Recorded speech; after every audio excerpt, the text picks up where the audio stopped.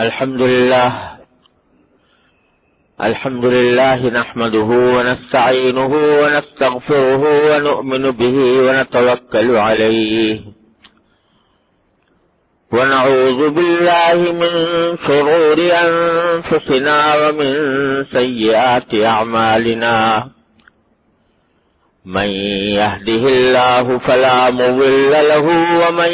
يضلله فلا هادي له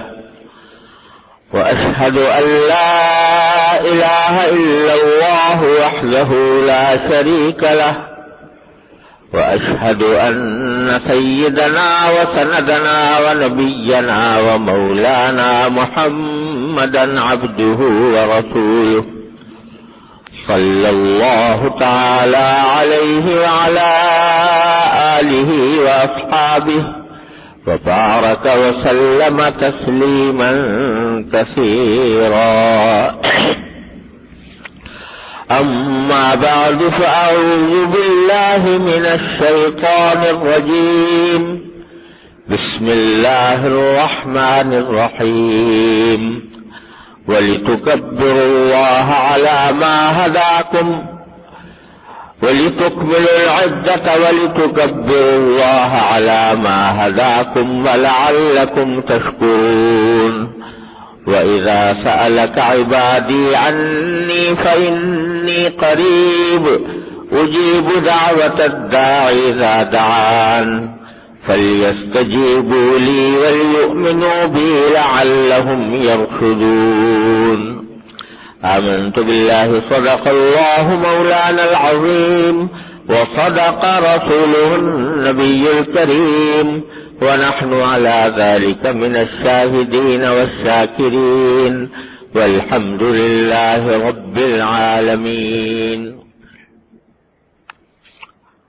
بزرگان محترم اور برادران عزیز،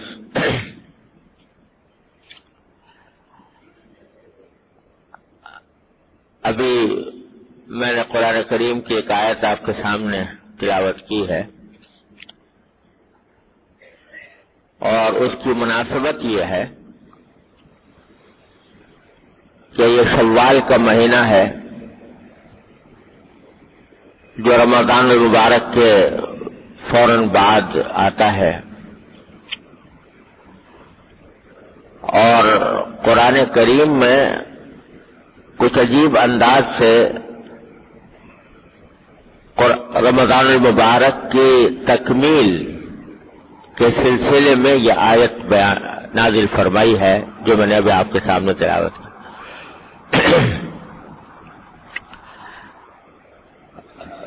اس آیت سے پہلے قرآن کریم نے رمضان المبارک کے روزوں کی فرضیت کا ذکر فرمایا اور یہ فرمایا کہ ہم نے تمہارے اوپر روزے فرض کیے ایام معدودات، گنتی کے کچھ دن ہیں جن میں تمہیں روزے ہم نے تم پر فرض کیا ہے. پھر ساتھ ہی یہ بھی فرمایا کہ اگر تم میں سے کوئی شخص بیمار ہو روزہ رکھ سکتا ہو یا سفر پر ہو تو اس کے لیے جائز ہے کہ روزے قضا کر لے، اور بعد میں جب تندرست ہو جائے یا اپنے وطن واپس پہنچ جائے تو اس وقت جتنے روزے اس نے چھوڑے تھے ان کی قضا کر لے. پھر فرمایا کہ یرید اللہ بکم اليسر ولا یرید بکم العسر، کہ اللہ تعالیٰ تمہارے ساتھ آسانی چاہتا ہے، تمہیں مشکل میں مبتلا کرنا نہیں چاہتا. یہ جو ہم نے چھوٹ دی ہے کہ بیماری میں نہ رکھو، سفر میں نہ رکھو، تو یہ چھوٹ اس لیے دی ہے تاکہ تمہارے لیے آسانی پیدا ہو. اللہ تعالیٰ تمہیں کوئی مشکل میں مبتلا نہیں کرنا چاہتا.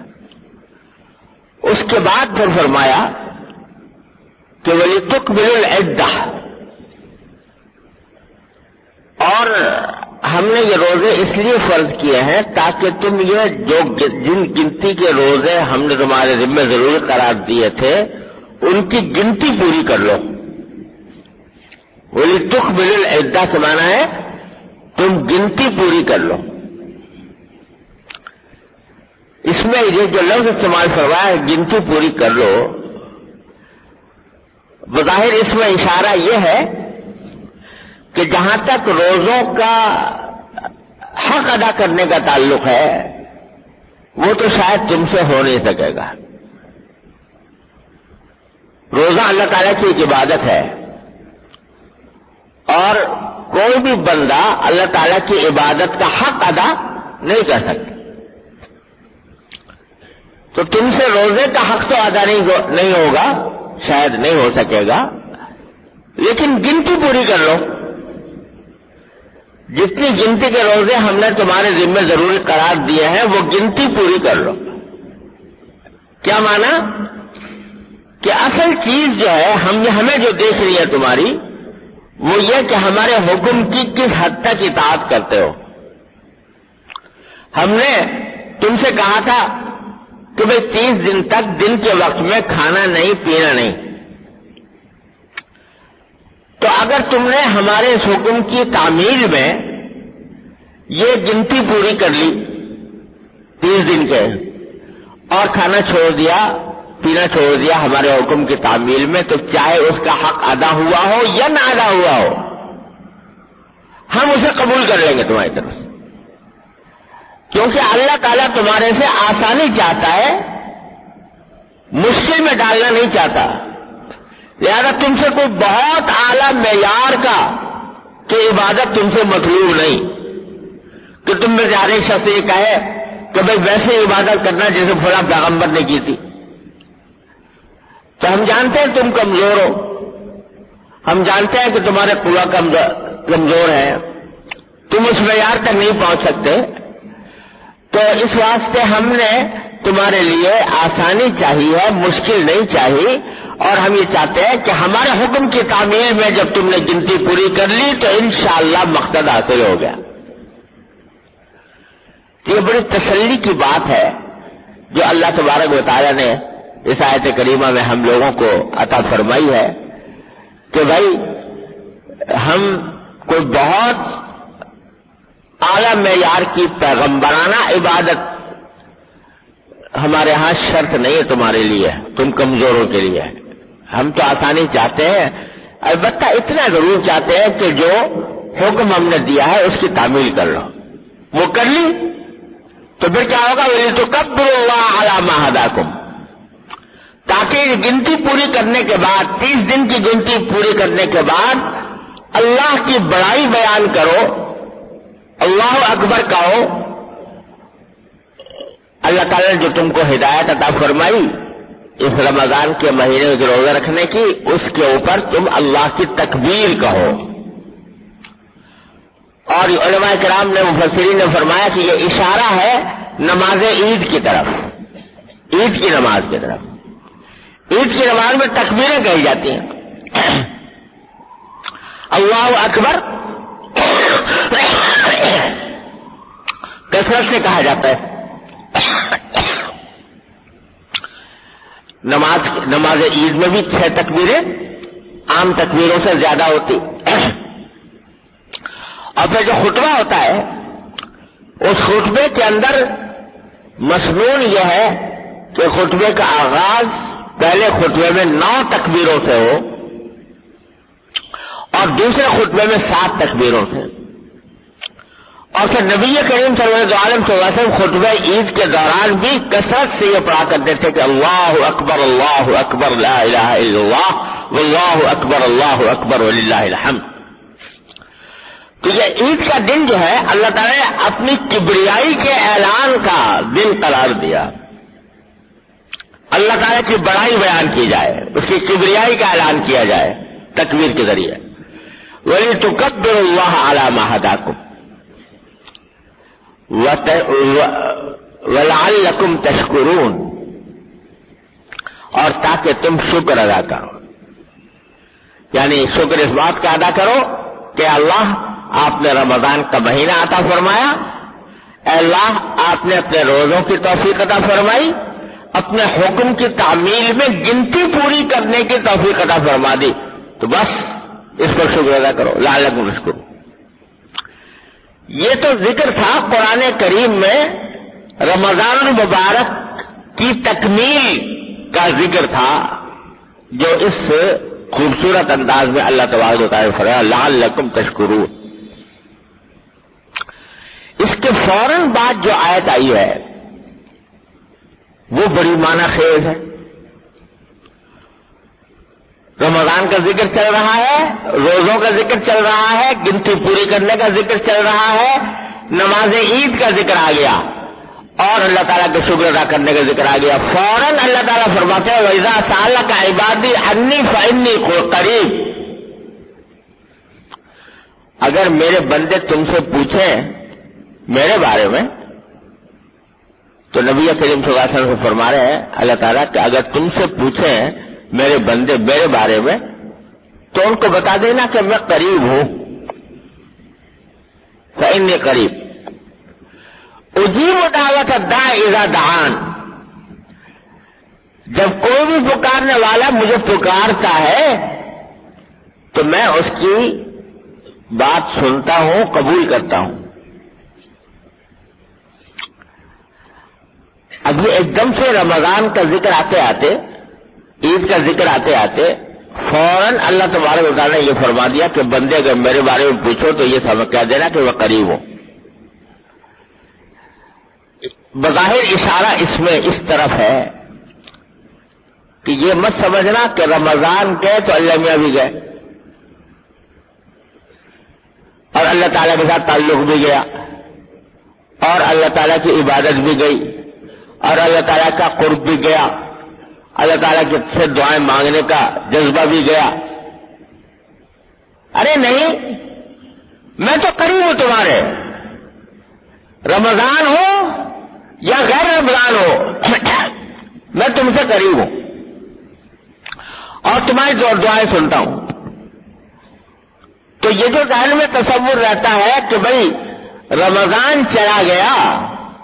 تو رمضان کے اندر جو اللہ تعالیٰ کے ساتھ ایک تعلق قائم ہوا تھا اب وہ ختم ہو گیا، اور اب ہماری اگر دعا مانگیں گے تو وہ دعائیں قبول نہیں ہوں گی معاذ اللہ، یا اب ہمیں اللہ تعالیٰ کی طرف رجوع کرنے اور اللہ تبارک و تعالیٰ کے ساتھ تعلق کو برقرار رکھنے کا اس درجہ اہتمام نہیں کرنا چاہیے جتنا رمضان میں کرتے تھے۔ تو اس غلط فہمی کا ازالہ فوراً فرما دیا کہ جب میرے بندے پوچھے میرے بارے میں تو کہتے ہیں میں قریب ہوں، میں کہیں دور نہیں گیا۔ ایسا نہیں ہے کہ رمضان میں تو قریب تھا، رمضان کے بعد دور چلا گیا، نہیں، میں قریب ہوں۔ لہذا فَلْيَسْتَجِيبُوا لِي وَلْيُؤْمِنُوا بِي، کیونکہ میں دور نہیں گیا، قریب ہی ہوں، لہذا میں تمہارے